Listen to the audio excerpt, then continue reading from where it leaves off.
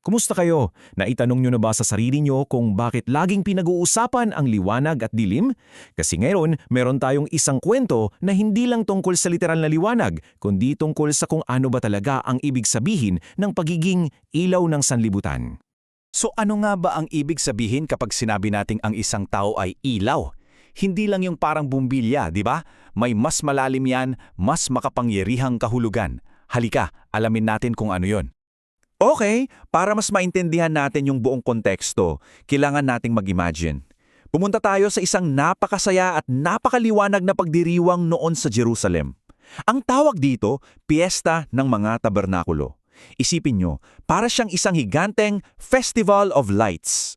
So isipin nyo to, ang buong siyudad nagliliwanag dahil sa mga dambuhalang ilawan, sobrang liwanag. Itong pestang to para ipaalala sa kanila na may darating na pag-asa. Isang special na leader na tinatawag nilang Mesiyas na para bang magiging isang napakalaking ilaw para sa buong mundo. At dito nagiging exciting. Sa gitna mismo ng lahat ng nagliliwanag na ilaw na yon, biglang may sinabing nakakagulat si Jesus. Sabi niya, "Ako ang ilaw ng sanlibutan."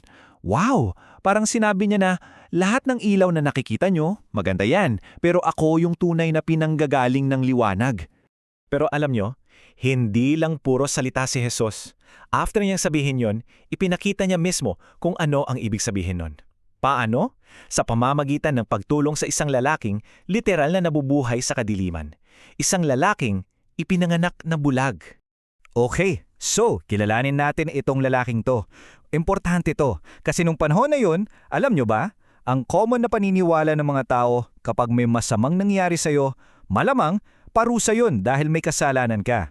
Kaya naman, hindi na nakapagtataka. Ang unang tanong agad ng mga kasama ni Jesus, sino po ang may kasalanan dito? Siya ba o yung mga magulang niya?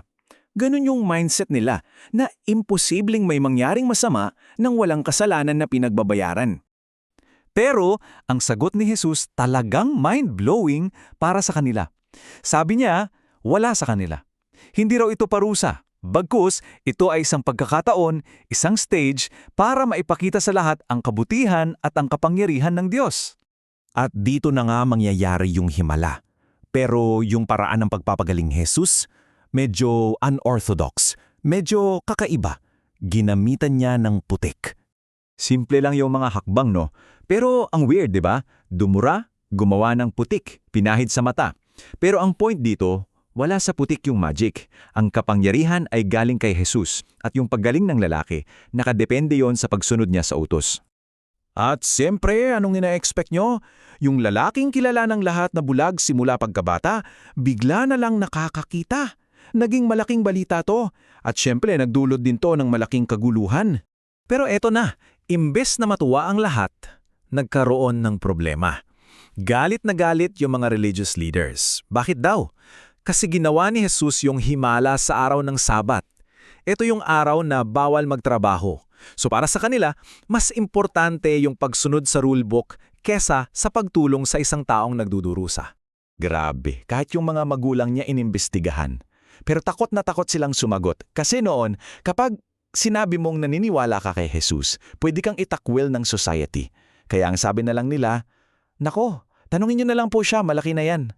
Pero itong lalaki, sa kabila ng lahat ng pressure at mga tanong, napakasimple at napakalakas ng sagot niya. Sabi niya, "Hindi ko alam lahat ng yan. Isa lang ang sigurado ko. Dati, bulag ako. Ngayon, nakakakita na ako." End of story. Napaka-powerful, di ba? So dahil sa pagiging tapat niya, anong ginawa ng mga leader? Pinaliyas nila siya. Pero dito napapasok yung pinaka-main point ng buong kwento.